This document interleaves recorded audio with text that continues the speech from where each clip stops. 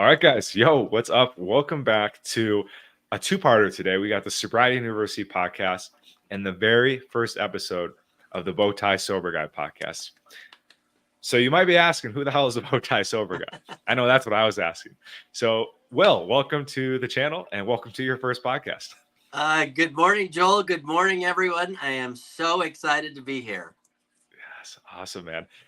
We had some technical difficulties before, but as we know, with recovery and the steps, the universe is in charge. So it gave us a pass today because I scheduled this for the PM and it's obviously AM. So if you're tuning in, welcome. We're going to be diving in today on Will's story with addiction and recovery. And then as well, what are the B.O.W.T.I.E steps to recovery? I know when you shared those with me, I was very curious because I'm only familiar with the 12 steps. And this is your version of them. And what I like about them is there's only 6 instead of 12. So I'm going through the steps right now in a couple programs, and it's a lot of work. It takes, if you do one a week, it takes 3 months to get through them all. So very excited to hear about this. So Will, why don't we start us off? Introduce yourself. Who are you? Where are you from? And then your story. Well, that's awesome. Again, thanks for having me here. Welcome, everyone. Certainly excited to share more about myself, but also really about recovery and the journey. And one thing that I'll share before I dive in is just a little bit about me before I get into my story. And I am the B.O.W.T.I.E Sober Guy. And there's a reason for that. It's actually interesting. I am a recovering alcoholic, so hence the sober part.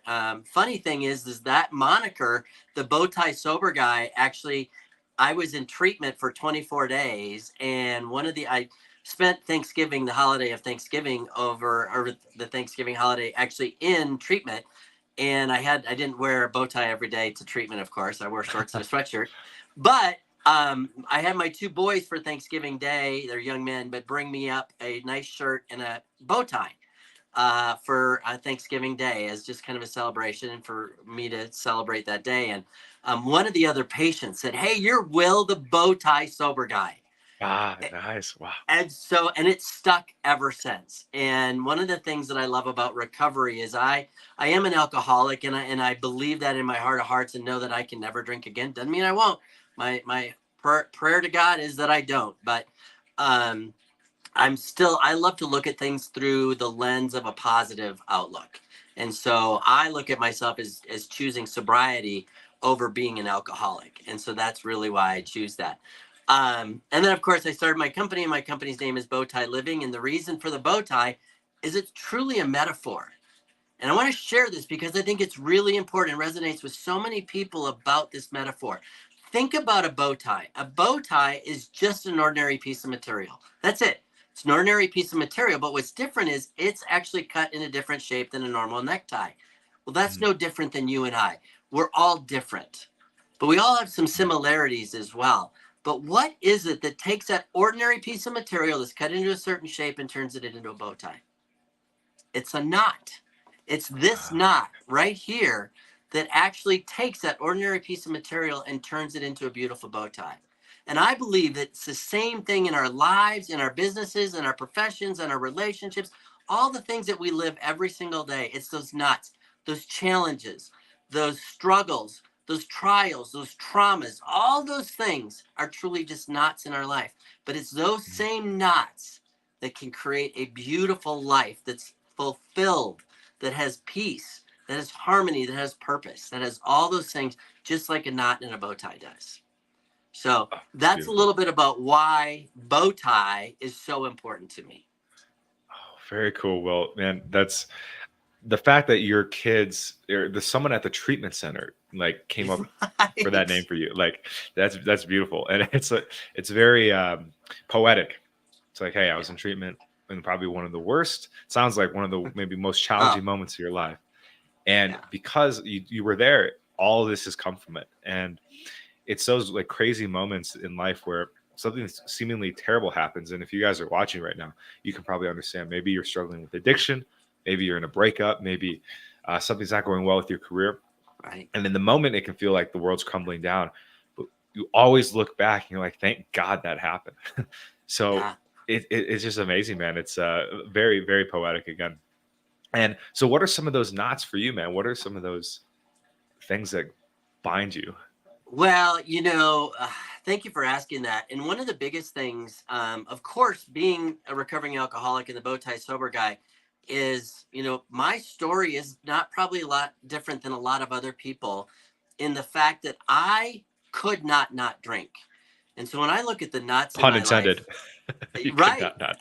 right, exactly. But I literally was drinking, and again, pun intended, against my will Mm. every single day, all day long. And Wow. that was a huge knot. But what I found in my journey, and I continue to find, is that was just what I chose to use. And I Mm. work with people all the time that their issue is not alcohol. Their issue might be, I'm on my phone right now, streaming this on my phone. How many of us have an unhealthy, and I love this term, unhealthy dependency on something or someone?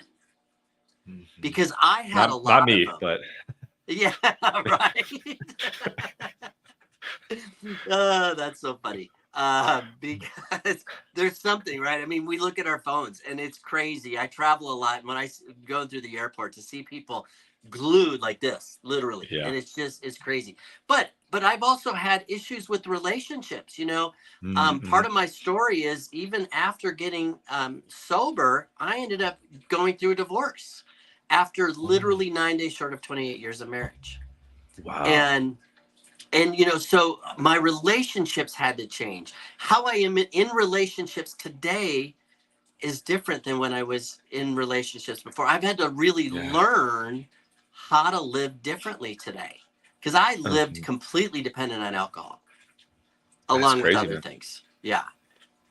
I always think that's so funny. Like when I'm interviewing somebody, and you'll find this too, and you have that thought, you're like, 15 years ago, if we were to do this interview, we would be totally different people. Like we would probably, So true. I'd be like, who the hell is this guy? You'd be like, who the fuck is this guy? You'd see the same exact thing. So, and I only know you through your recovery and obviously having healthy relationships and being more skilled with your relationship abilities. How has the relationships changed for you? Like, what would you say maybe are the top three things that have changed in your relationship since getting sober? You know, there's a couple big things. One is, and is that I'm authentic. Hmm. I lived in a world of masks. And I don't know, Yeah. some of you may relate to that where I could, and I used to pride myself on the fact that I could talk to anyone, right? And I could be anyone to anyone. And I was really prideful of that. Well, come to realize those were all masks and I was hiding behind these masks. So today in my relationships, what I have learned is I have to be authentic. I have to be authentic to who I am. And a lot of people that knew me back then said, well, Will, you're still that high energy, really positive guy that you were back then. How are you different Yeah. today with that? And I said, you know what? Here's the difference. Today, it's real. Mm, mm, I was mm, living a complete lie for decades, literally decades.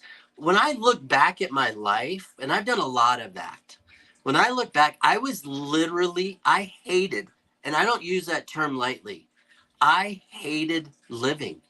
And I wow. hated life and I hated who I was as a human being and as a person. Yeah. And today I don't. I love myself. I love what I That's bring good. to the world. I love what I Mm, bring to other people and other relationships. But that took some work. for sure, man. I remember hearing that, like people would be like, I actually love myself now. I'd be like, what the heck does that Right. mean? They must be narcissistic, obviously. Right. But what And does that mean? What does it mean to love ourselves in a healthy way, right? exactly. Yeah. Yes. And it's a feeling, and you have to experience it firsthand because I tried to like will myself, pun intended. I love that your name's Will. I tried to will myself to love myself, Yeah. and it didn't work. I really had to do, like you were saying, that inner work, undo some of the mistakes I've made, or at least make amends for Yeah. them, which I'm sure we'll talk about in your steps. And Yep. then the miracle happened, and I was recently in the stage for myself where I was finally experiencing love for myself. I'm in a place I really like. I'm having some great relationships. And then I got Mm. triggered pretty heavily by something from my past that reminded me of all of the days and the weeks and the months I didn't love myself. And I felt that Yeah. energy again. And I saw it play out in the relationships. Like I was going on dates and I just was not like, I was forcing it. Just like you said, I felt like I was faking it. And Right. finally I talked to my sponsor and he's just like, yeah, the thing you're worried about, it's no big deal. Dude, like seriously, you're not at all. I'm just like, Right. oh, and I just started to love myself again. Like yesterday I It's went so with great. Buddy and was just connecting with people and just present. And oh, it was just beautiful. So what so it sounds like, yeah, you weren't loving yourself and therefore it was impossible for others not to love you. Right. Is that kind of what I'm hearing? Well, it was, and and I didn't show up well in relationships. Mm-hmm. I had mentioned my divorce, and I had to work through a lot of shame and guilt and things like that because I didn't show up well as a husband and as a father. And that's what, Okay. going through the steps and doing the work really taught me. And I've gone back and I've made amends and I've done the things that I need to do. And I live that way now, but I had to take real ownership and responsibility for the fact that I wasn't good. And I wasn't abusive or anything like that, but you know what? I wasn't in the relationships. I wasn't involved. I wasn't authentic. I wasn't living who I was. And that was unfair to those people in those relationships. So, Wow. and that's what I love today is that I get to be, and sometimes, you know what, don't get me wrong. And I want people to hear this because I come off as really positive, and I am because I have this joy in my heart and this peace and this serenity. But that doesn't mean my life is perfect Mm-hmm. at all. Okay. It doesn't mean that at all. I wish I had to share with you. I painted a cup of my story when I was in treatment. And it really, Okay. part of it, it shows these ups and downs, these hills and valleys. And life is still filled with hills and valleys. It Sure. still is today. But I can Yeah. walk through those very differently today than I did in the past. I think that's a very important point you're bringing up, Will, is that life, it doesn't get perfect when you get sober. That's so key. Far from it, actually. Now, the beauty is you're present and you're aware and you're conscious, so you get to solve problems a lot faster. But problems still come up. I don't know if you guys Absolutely. ever dove into like Eckhart Tolle. He's one of my favorite spiritual teachers, and he like had this talk. Like if you watch his YouTube channel, and it was called "Life is Difficult," and he's like, I read this book. It's called Life is Difficult. And once you realize, he's like, I opened the book and the first page said, life is difficult. And once you realize it's difficult, it's no longer difficult. And I shut the book. It's like that was it. No That's more awesome. needed to be said, right? And it's such a good metaphor that once you accept that life is going to be challenging, it starts to become more of a game, like a video game, instead of like this burden, like, oh my God.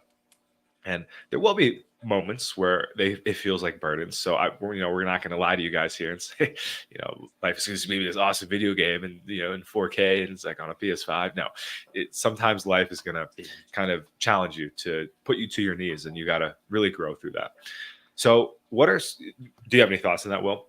You know what I do, and I want to share a little bit, if you don't mind, about where I Please. was. Yes. Because this is such an important piece to this. Is, you know what, I still have days that I'm sad, and I still have struggles, and I still have things that I have to go through. But I'm reminded of in those times of what I call my emotional bottom. And 2017 was a year for me that changed my life. And I did get sober in 2017, but it wasn't until November. Now, I did get sober earlier in the year, but I wanted to share my emotional bottom was February 28th to March 4th of 2017. And I woke up on February 28th really done. Like, I was scared. Wow. I didn't want to live anymore. I didn't want to be here anymore. And I was at a point where I was literally drinking against my will all day, every day. And I said, you know what, I need to get some help. So unfortunately, part of my story is I called the phone number on the back of my insurance card to try to get help, right? And I got into this round robin phone tree thing for minutes and minutes and minutes. And I am trying desperately to really not take my own life. And I'm trying to get help. I finally get a live person after probably about 4 or 5 minutes going through punching 1, 8, 7, 428, and going through this phone tree. I finally get a live person. The live person says to me, I tell her what's going on. She says, "Are you homicidal or suicidal?" And I said, "No, I just don't want to drink." And she says, let me get you to somebody who can help you. She put me into the same phone tree. Okay. And I finally hung up the phone, and I literally was living in a condo at the time. I'm pacing up and down every room in the hallway in the condo. And I get in my car and I just start driving. And I'm driving around the city all day, literally all day, trying everything in my power not to harm myself and not to drink. Well, I ended up going to the liquor store that day and drinking. I spent the next 5 days. The next 5 days are the worst part of my life that I've ever had, where all I was trying to do was keep myself alive. And finally, on March 4th, I woke up that morning. It was a Sunday morning. And my wife at the time was going to visit our son who was in college. And she asked if I wanted to go. And I said, no. And I got up and I was in a worse place than I was 5 days before that. And I didn't know what was going to happen. And I was scared to death. And I started drinking. And I continued to drink till about 2:00 in the afternoon. And I didn't know. And I was so frightened of what I was going to do. But I knew that the place for me was not to take my own life, but I didn't know where it was. So luckily, God for me said, "Will, get yourself help and drive to the emergency room." So I got in my car and drove to the emergency room, walked in. They said, "Can I help you?" And I said, "I just don't want to be here anymore." And they said, "Well, you've come to the right place." And I spent the next 4 days in a psych cult where they take away your belt, your shoelaces, and all the things you can harm yourself with, right? Mm-hmm. And I did, and I got sober. Unfortunately, I didn't stay sober. There's another story there that we may get to, we may not. But it was truly the worst point of my life. And today, when I experience those downs, those struggles, those challenges, when I'm in the deepest valley, what I realize today is those feelings that I had back then are no longer there. Wow. And that I can face those struggles. Even in recovery, you were talking about it, life doesn't get perfect. I have had, and I had prostate cancer. I had surgery just last August and had my prostate removed because I had a very aggressive form of prostate cancer. But even in that period of my life, I did not have to, number one, drink. Yes. And number two, the way that I felt about walking through that valley was night and day different because of the work, because of the things that I've done, and because of the things that I've learned in my journey that I now help other people with. I didn't have to have those same feelings, but I never want to forget them. And even in my tone, you could probably hear it in my tone because it's still part of who I am. And I'm grateful I went through that experience. It sucked. Don't get me wrong. It was the worst thing that I've ever had to face. But I'm here to tell you today that my life, I can face those same challenges, those same struggles, those same trials with a new mindset. Man, that is beautiful. Well, first off, thank you for sharing that story. I felt it. I felt you as you were talking about it. Could feel the pain, could feel, I know what that's like just to not want to live. And it's the first thing I thought of was just kind of the neurobiological process of, well, alcohol is a suppressant, right? A depressant. Right. So when you're drinking that much, I imagine you just didn't have any like chemicals, like good feeling chemicals in your brain anymore. Like they were all gone. Right. So, man, I mean, substances can do a lot in that number. And it's just great that you got yourself out of it. You got the help. Even though you even went even lower than you were on day one. On day 5, right. It sounds like you were just, that's crazy, man. So guys, I just want to invite you that if you can relate to this, let us know down below in the comments. Feel free to reach out. You don't have to go through this alone. There's going to be moments where you are going to be alone, which is part of the journey. But there are people that have gone through it, just like Will, just like myself, that can relate to you and that can help you get through it. Whether it just be by saying, that you're not alone. Like simple as that. You know, Right. obviously that's sometimes all you need to hear. And I think too, you need to feel it. You need to feel that you're not alone.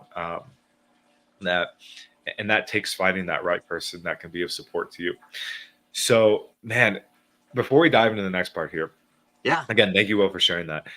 First off, guys, if you haven't already, you know, I invite you guys to subscribe to Will's channel. It's brand new, and we're both very excited. We're both working on it together to help it get off the ground. And what Will, you're going to be talking about is some more of the kind of the mindset stuff, how to, you know, live a fulfilling life outside of sobriety. I'm more how to get sober and how to, you know, get on the path. And then Will, I think, is more the follow up. Obviously, he talks about the bow tie steps as well, which we're going to be getting to shortly. But guys, please go and just give him a subscribe, help him start to build his channel. Same with Instagram too. You're going to get a lot of different daily tips, tricks, and stuff that you can apply to your life right away. I've been editing your vids, and every time I watch one, I'm like, okay, it's cool. I got to do this. Like it helps kind of sometimes snap me out of my funk. So I really appreciate it, man. And now I think let's transition. I'd like to keep talking about your story, but I think it's important we kind of talk about your bow tie steps. So Yeah. let's meet in the middle there. How was your treatment? Like what did you do? Like, did you find a mentor? Did you find a coach, sponsor? What was that like for you? Well, you know, it's interesting. You talked about finding someone, right? And that part of this process you have to go through alone, and that's okay because we learn how to do that. But the thing that I want people to hear is, I used to years ago I used to coach marathon training, and I had a saying because we would get together every single week, just once a week for the long training run.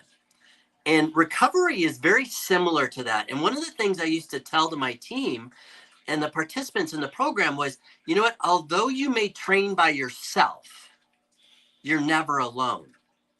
Oh. And that's the thing with this recovery journey. There are times you have to go through the work, and you have to go by yourself through the work because it's your own personal work. But you're never alone, ever alone.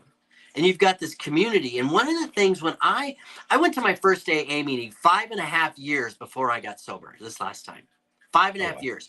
So part of my story is I literally struggled to get sober and tried to get sober for 5.5 years before I finally did. Oh my gosh. And when I walked into the first room and then when I went to treatment, what I saw, and you alluded to it, Joel, was that we're not alone.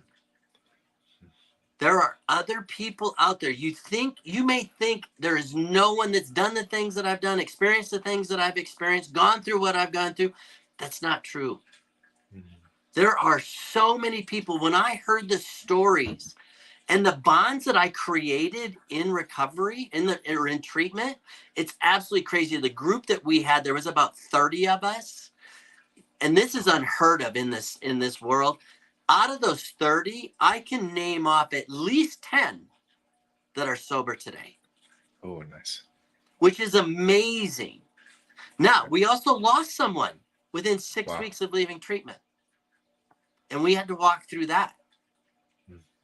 But you're not alone in that community. And all of a sudden I saw, you know what? I'm not alone.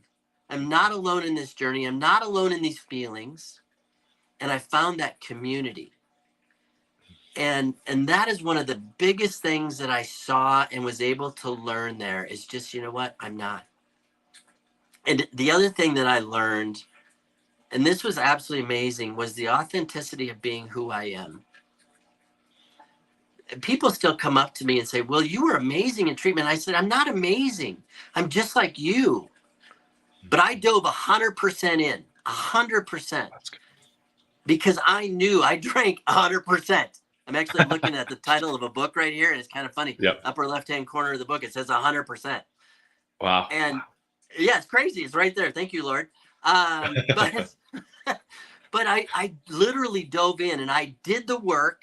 I went to the lectures. I went to the meetings. I met with the counselor. I did all the things I was told to do because I knew that those people had what I wanted. Yes, there it is. And it doesn't mean I took 100% of what they did, but I was invested 100%. Yeah. You such a good point, Will. Like they say in recovery, it's for those that want it, not for those that need it. And I have had a couple of videos recently where I talk about that, guys.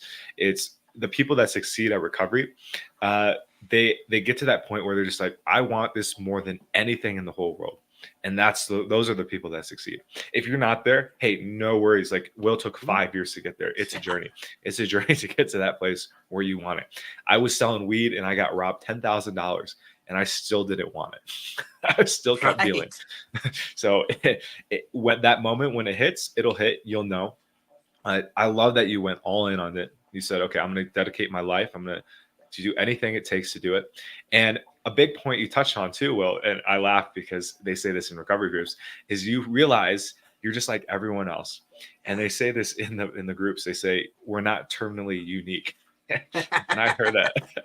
I like, no, I'm unique. Like everyone else looks the same, right? They're all, for me, I could just say they're all white. So I was like, I'm different. And you just realize, no, we're all bred from the same cloth. We all take a shit in the morning. It's just like we are unique in the sense that we have struggles with addiction. But, and I mean, actually, when you look at the world, I don't think I've met anyone that doesn't have an addiction to something, whether it be the news, food, but that's for another podcast. Right. It really helped me to realize I'm just like everybody else. And that means that the beauty of that is that I can achieve things like everyone else. I can have great relationships like everyone else.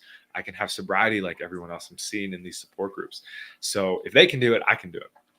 And that was a huge relief for me. So now I think we're going to dive into the juice of it. Guys, thank you so much for tuning in. We have 6 to 7 people in and out that are tuning in. So I appreciate you guys.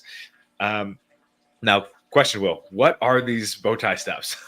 I've been wondering for like 3 weeks now. Like, you got to fill me in. Well, so, first thing I want to say is I would invite people to check out my website, BowTieLiving.com.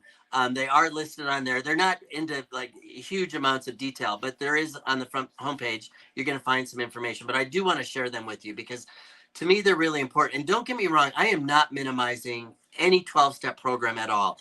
12-step program saved my life. It truly saved my life. And I've been through 12 steps in 3 different programs.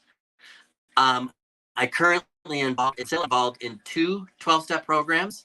And when I say involved, like actively involved and continue to go, because this is the life that I choose today. And you hear the story about people that are depressed, get on antidepressants, life gets good.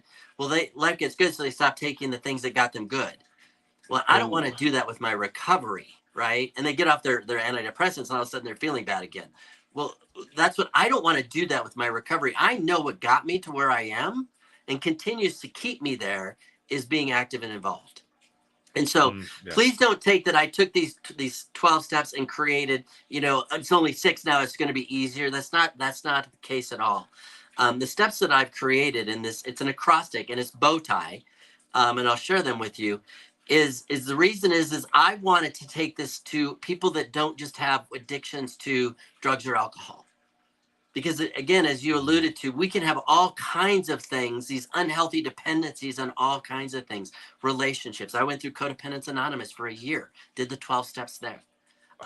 We can have unhealthy relationships with food, with money, with success, with our phones, with social media, there's so many things. And so I've created this program to help people that don't necessarily relate to addiction to substances, and that's okay. But I believe my program is really to help you live that life that's fulfilled with purpose and complete fulfillment, happiness, serenity, and all those things, no matter what is going on. So I appreciate you asking what they are. Before I get into the acrostic, I think there's an important step, and I kind of call it step 0. And you hear that sometimes in the rooms of 12-step programs as well as step 0. Mine is different. And, B is the first letter of bow tie. It's the first letter of the 6 steps. And B is the second letter of the English alphabet. So I figure you can't have B without A. So A actually stands for awareness. And I think awareness is an important part of any journey that we go through, whether maybe it's a new job, maybe it's a new relationship, but we have to live in the state of awareness. And for me, awareness is just being aware, being conscious of where we're at. Where are we at today? And then having that awareness to say, there's something else. There's something that I'm either missing, I don't have, but I'm looking for that next level. I work a lot with businesses, and one of the things that I work with is help them take them to that next level in their business. But they have to still have that awareness, right? Just like you and I, we have to be aware. You had said, recovery is for those people that want it, not that need it. Mhm. And that's the difference. There's that state of awareness says, okay, this is what I want to have this now. I'm sick and tired of Mhm. being sick and tired. Yes, there it is. Right. And so, Mhm. so we have to have that awareness before we can do anything, because we have to know that there is going to be a change, but it is going to take work. So that's where we start. And then we get into the true acrostic. And again, it's bow tie. So I'm going to take you through each of the letters. Cool. B-O-W-T-I-E. Awesome. The First, want a quick touch on that awareness piece, Yeah. man. That's huge, man, and that's one of the beauties of getting rid of the substances is you start to get to be aware of yourself and Yeah. conscious and stuff, and that can be a bit scary too. So that's why Will and I are here to help walk you through that, like outside of this, if you guys do need that one-on-one support, because yes, it can be scary. You're like, wow, like I didn't know all this stuff about myself, and it was like I was like, like shit. Can I just like go back to the way it was? I think the Matrix is a great analogy for it. You get to take the red pill or the blue pill, and not in like the dating sense. We're not going to get into that. This stream might get canceled, demonetized because I said that over. But you take the pill of recovery, and you realize that you can't behave the way you used to anymore, and you see the errors in your ways, and you also see the good things about yourself. And I think it's coming to harmony in that. So that's helped me a lot. That awareness, meditation is a great avenue to improve that. I think 3 days before I got sober, I started meditating, and I think that was a direct correlation. I was like, I have to do something, and I meditate up until this day. It's been a game changer. I did a podcast recently with Evan, myself as Evan. You can check that out. It's like, but this couple go. It's called Stay Meditated instead of meditation over Nice. medication, as we like to say. And he's very big into that practice. So definitely check that out, guys, if you want a little more info on meditation. And then, Will, back to you, and let's start off with the B. What is the B here? So the B is an interesting word because it's I do a lot of work with clients on this. I had told you that I had lived most of my life hating my life. And I had a belief system. So B is our beliefs. Okay. I had a belief system that was so limiting in everything that I tried. And what's interesting about me, again, I told you I wore a lot of masks. What's interesting is I was really pretty successful in my life. I was living the American dream and did the whole thing. I grew up and I didn't have a whole lot growing up. Went to college though, got my degree, got a good job, and literally spent about 15 years building the American dream, had it all, literally had it all, but it was all a lie because I was unhappy. And what I found is that my beliefs that I had about myself, most of them were wrong. And I'm going to share a story, just a quick one, about where one of those beliefs came from that truly guided my life. Okay. And part of that was, and again, I have no resentments or anything. I've done a lot of work on forgiveness and letting go of things. I didn't have a great childhood. There was not a lot of love. There was no affection really shown or anything like that. And I was raised by my biological mother and a stepdad. And the stepdad did his best that he could, and I know that today. But it wasn't a great environment to succeed in. And he would tell me frequently that I didn't matter because I wasn't his kid anyways. Oh, man. Well. And so what I heard was that I was trash. That was the word that I lived with through all of my life, was that I was trash. And so I had this belief about myself that I didn't matter. And I want to tell you, if you're listening or watching this at all and you have that belief, please reach out. Because I'm here to tell you we all matter. We all have purpose. We all have a reason for being here, and a very substantial, important reason. Yes. And it's those beliefs. When we start looking at those beliefs, but we have to understand what they are. And hear me, we have limiting ones, but we also have very empowering beliefs. Like I have a heart of service and I've always had a heart of service. Now I've had to learn about that because a lot of it came from a codependency nature. But what Yeah. I've learned Ooh, about okay. that is it's still who I am, is I love to serve other people. But I do it from a healthy place today. So we have to look at our beliefs. That is, man, I love how you talked in the codependency thing, man. I think that's why we got, there's something to me sense that you did have done your codependency recovery. It's like, as that's a big one for me as well. I still go to meetings today. And it's just so key because I can get codependency for, there's a billion different definitions. For me, it manifests is putting other people above myself and above God, thinking that they're the most important thing to touch the earth. Right. And I have to keep checking myself because I'll get into if I don't keep going to meetings, I get a little dry. They call it being a dry drunk. Right. Pertains to any addiction. And I'm suddenly just like, why do I care so much about this person's opinion? Like, and it's like in a weird, unhealthy way where it's like, I'm starting to suffer because of it. Boom, I got to go back to codependency, anonymous, which I shouldn't say because it's, but I said it. So as personal traditions and stuff. So that point you were mentioning, Will, that you learn to give from because you want to, not because it's an obligation or you have to. Man, that's a really important piece because people give a lot of times so they don't have to work on themselves. And in these groups, and in, I'm sure through working the B.O.W.T.I.E steps as well, you realize that, you give when your cup is full, not when your cup is, you're like, yeah, I'm not doing well, I just need to help someone. And then you will feel better. And sometimes it's appropriate, but you don't want to fall into the camp, I think, where you give to get. And that's something I'm still working on, right? Where you give to get. So what is giving to get? Like, how have you really developed into giving from pure service? And maybe it's not black or white, maybe there's some little gray, but how do you work with that? You know what? There's a word for me, and I have to look at what is my motive. What is my motive for wanting to give and to serve? Is it just to be of service to someone else, or as you said, is it to get something in return? Like I remember that most of my life I would give and give and give and give, but I was always hoping and expecting something in return. Oh, brother. It wasn't to give. It was to give to get something.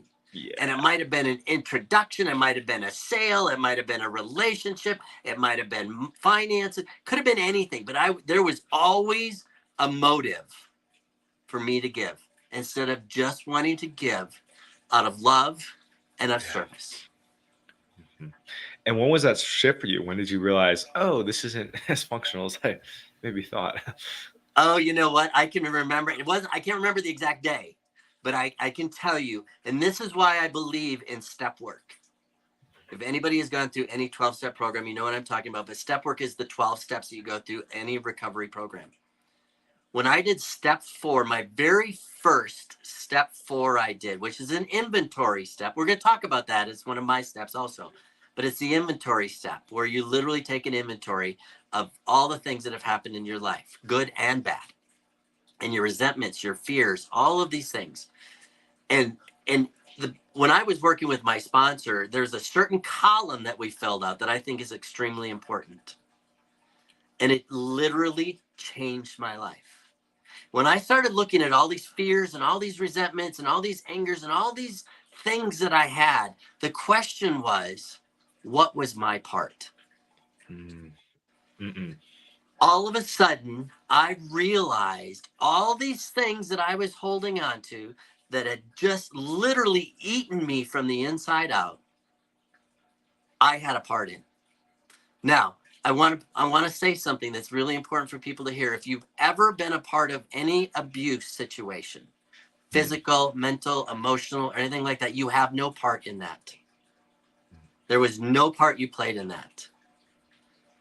Where we come into play is how we let that affect us today after the fact. That we do have a part in.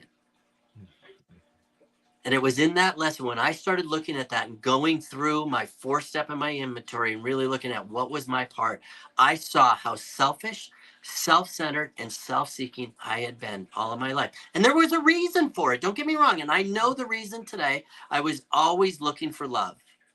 Yeah. And attention and affection and admiration, all those things, because I never had it. Yeah. But now I know that, and I know it doesn't have to come from this place, the world. My love comes from myself, and then, of course, my God. Oh, well, goosebumps, bro. Goosebumps. I can maybe relate to that a little bit. God, always looking for how can I, what can I get out of it? And you're right. Once you start taking responsibility for everything, life really does change. And I really appreciate that you talked about that abuse part. I've had abuse in my past as well, and my sponsor really has helped me learn that, like, dude, it's not your fault. Like, you're not to blame. Now, where we are responsible is how we choose to go forward, like you said. So maybe that means forgiving. Maybe that means doing the work to let it go through therapy or 12, these steps or whatever it may be. But once you can really own everything in your life, you get a lot of freedom. So I appreciate that. Yeah. There's one more thing I was going to touch on. That is, so recently that's something I've been struggling with actually to this day, is that it's called being over responsible, like like I'm at fault for everything. And I had this situation recently where something came up financial, and I just forgot to, I guess, save for it. And you might know it as taxes. It is, to put it in layman's terms. And it was just killing me, because I'm like, gosh dang it, like, here I am thinking I'm responsible. Like, I've been working really hard on my finances. One of the programs I'm in it's for finances. I have a PDF you can download below that has a list of all the groups and all the online support groups. And I'm just like, I was feeling so much shame. Just I'd worked so hard to get out of debt and stuff. And he's like, well, think about it like this, man. Like, you're beating yourself up for having a bad memory and forgetting. I'm like, okay, wow, that's true. And he's like, who gave you your memory? Like, God. He's like, well, maybe it's God's fault. I was just like, oh, okay. And it's like, it's not your fault. And maybe, and God maybe wanted you to forget to learn some lesson that you needed to learn. And it was just such a powerful awakening. I'm just like, so much relief. That's just like all that anxiety and stress went away. And he's like, and the lesson I'm learning is that my worth isn't tied to my finances. And it's not tied to if I have debt or if I'm out of debt or I'm not superior or inferior to anyone. And so I think it was a blessing in disguise. So thank you, higher power, for helping me forget. Awesome. So good. And thanks, man. And it all came from the program. It's because I came to him, a guy I trusted, and I said, hey, this is what I'm dealing with. I need help. I feel alone right now. I don't know like what to do. And we always joke about it. He's like, I'm happy I could talk you off the ledge today. So, like, that's like our go-to like state. Right.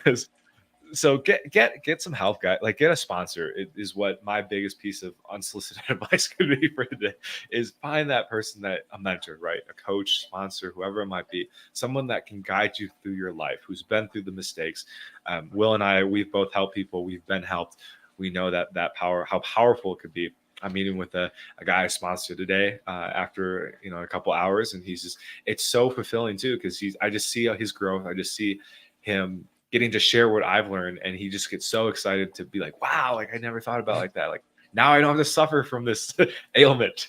And so getting into service too, and I'm sure you'll touch on that. So coming back to the B.O.W.T.I.E steps, we touched on B, believe, right? And now we are on the O. What is? Let's move on to O. So O, as I said, beliefs are so important. We have to understand what we're bringing to the table, right? We've got this awareness that we want to change. We want a different life. We want to see different results. then all of a sudden we look at what we're bringing to the table in our beliefs. The next letter is O, and it stands for openness. And it's interesting. The word openness, I will talk to people and I say, are you open to suggestions, feedback, learning new things? And everybody, almost everybody will say, absolutely. And then I'll ask, are you open to change? And everybody's like, well, I don't like change. And then I'll have the people that say, I love change. I was one of those people. Like, I love change, right? That's what I used to tell people. Oh, I love change. I'll move. I'll change jobs. I'll do this. I'll do that. I was always chasing something, number one. But also number two is I like change that I control. Oh, there it is. Right? When change happens that I don't control, I don't like that very much. And I'm going to bet many of you don't either, right? That unexpected thing that happens. The taxes that are all of a sudden due that you didn't put money away from, right? Or for. So the openness is so huge because we truly have to look at ourselves. We have to look inside and say, am I ready and am I open to make these changes in my life?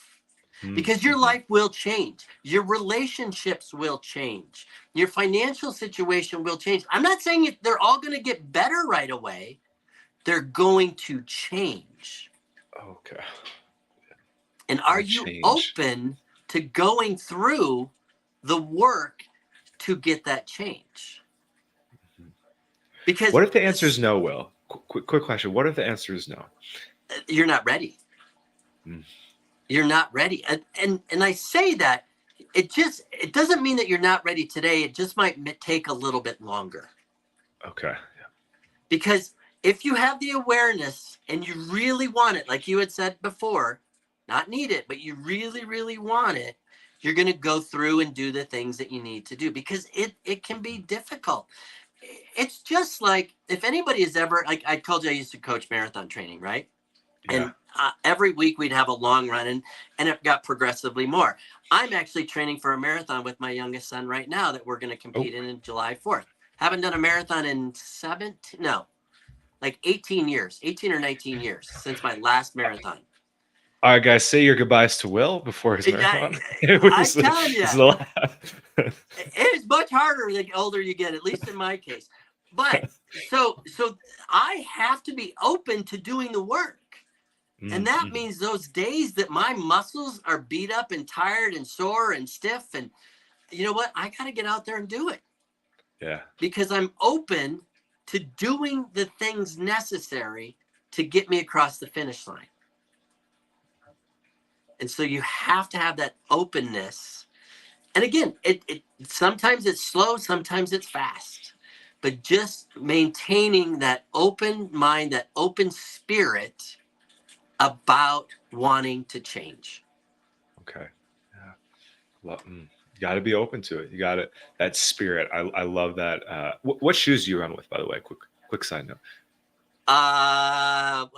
What do I run in? I ran in forever in Nikes, but I don't run in them anymore.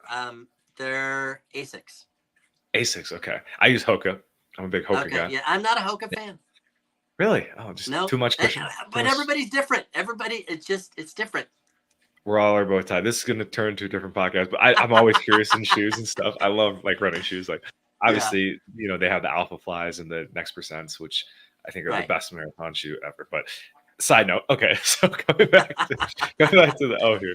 Yes, we got to have that willingness, got to have that that want. And when you want it, and you think about it too, like when you want your substance or your drug, how crazy are the lengths you're willing to go to get it, right? You will, wait hours for your dealer to come through. I know I did. I will, go in the middle of the night to the liquor store, drive an hour to get there, whatever it might be, just to get that booze. So, and in that moment, you want it. You want the booze more than anything else in the world. So if you can apply that to recovery, kind of make that connection, I think you can see that you do have the power to get after it and do the work. Because if you can do all that work to just get a bottle of alcohol or a bag of weed, like you can do a lot of things. I'm just going to tell you that. So, well, and the lengths I went through to hide it, everybody knew, but the lengths I went to hide it. Yep. I mean, I worked hard at being a good alcoholic. It was a full-time job. I mean, come on. And that is just such a paradox, right?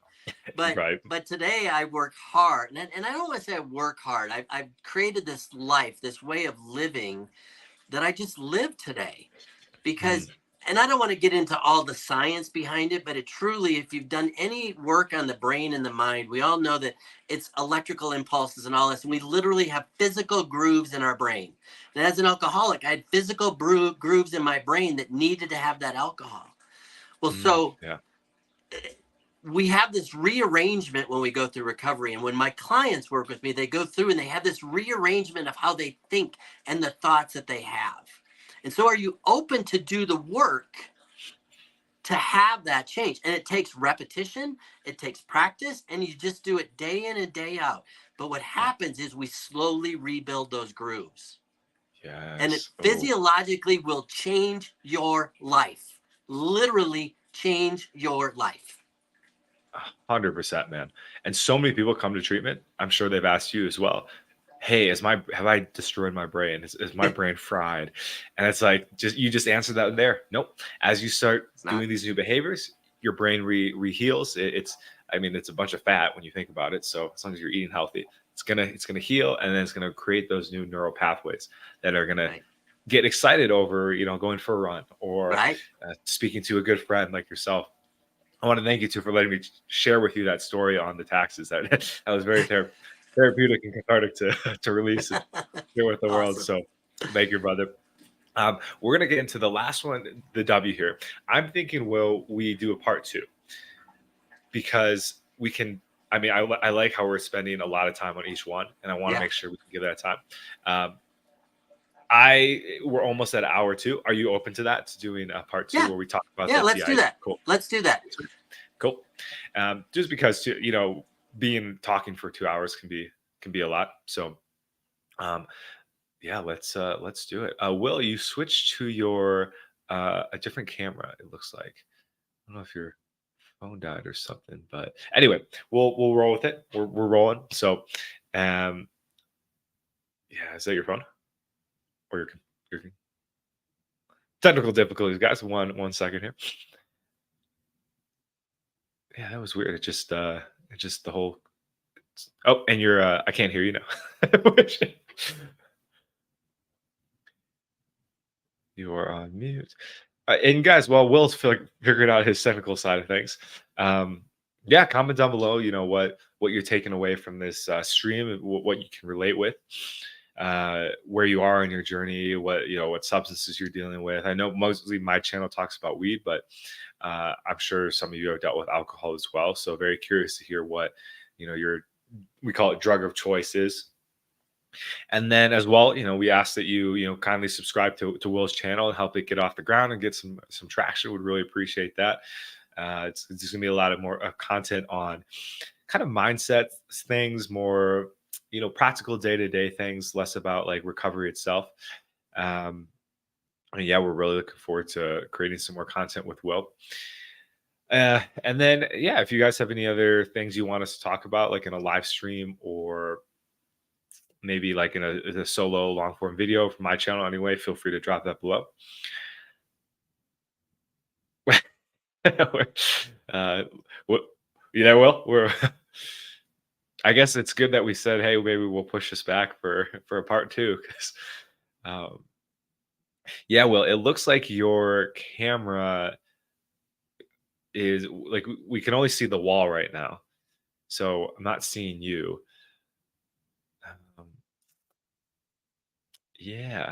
This might be we might actually have to do a part 2 and 3 to get to the W.T.I.E and then the I.E. So guys, unfortunately it looks like Will is his camera isn't working, but I think next time he'll be back in his place, and then we can hey, okay, I see you. Okay, there we go. I see you, but I can't hear you. No, that was correct. No, the way you had it was correct. Turn your camera.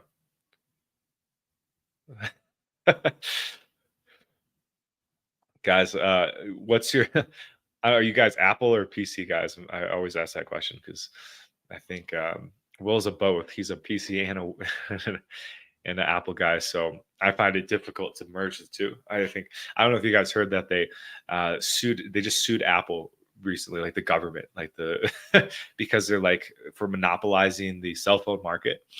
And if you guys like read anything into it, it's because their products work so well together that like I was just saying, it's hard to use a different product. So therefore they think it's like tricking people into just using their products. It's like if you get an iPhone, it's gonna be hard to use it with a PC. So you might as well just get the, you know, the iPhone or the MacBook and stuff.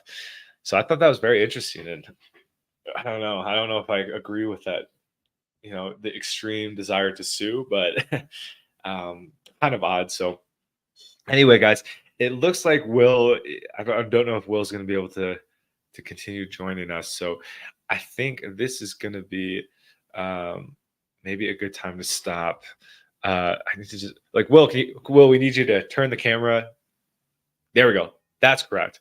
Yeah, but now we can't hear you. I can't hear your audio. So if you can go to your settings and click your settings there, and then hit audio. There's like an audio tab, and then you should be able to like, oh, and he's gone. You guys are South Park fans, but that's one of my favorite episodes. So guys, I think we are gonna actually call it today, just because it looks like, you know, there's some struggles on the technology side. So first off, wanted to thank you everyone for tuning in. It was a really good stream, really powerful. God's will, right? This is what we talk about a lot in the program is, you know, oh, there we go, is that sometimes things happen that we don't like, but when we can look at it from a spiritual perspective and a recovery perspective, we realize that everything is designed for us, and you know it's for the best. So I think, you know, this happening, it was unfortunate, but maybe it's a sign that, hey, you know, you guys wait another week. We'll talk about the other steps of the B.O.W.T.I.E, the W.T.I.E, and then we'll be able to really dive into those. So we trust higher power, we trust God, Jesus, Buddha, whatever, however you put it. There's not one right way to view your higher power. That's a really important step. And we'll be back with you guys next week to talk about the other parts. And thank you guys again for tuning in. Subscribe to Will if you haven't. Reach out for me on Instagram with any questions. Same with Will. And we'll talk to you guys in the next one. Adios.